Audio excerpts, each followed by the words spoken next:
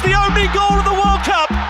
দীর্ঘ 40 বছরের অপেক্ষার অবসান ঘটায় এনে 2026 বিশ্বকাপের শেষ 16 নিশ্চিত গজ্জি সহ স্বাগতিক দেশ মেক্সিকো ঐতিহাসিক এস্তাদিও আজতেকা স্টেডিয়ামত ইকুয়েডরের 2-0 গোলে হারায় এনে নকআউট পর্বর হরাহাঁড়াই তারা ম্যাচের নায়ক আছিল কলম্বিয়ার জন্মলন মেক্সিকান ফরওয়ার্ড জুলিয়ান কিনিওনেস।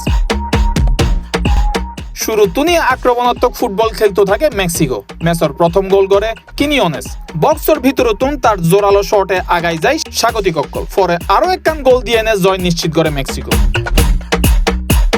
ঘরের মাঠত বিশ্বকাপ নকআউট পর্বত মেক্সিকোর সর্বশেষ জয় আছিল 1986 সালত একই স্টেডিয়ামত। দীর্ঘ ব্যর্থতার পর এবার সেই দুঃস্বপ্ন হারায় এনে নতুন স্বপ্ন দেখে মেক্সিকান অক্কল।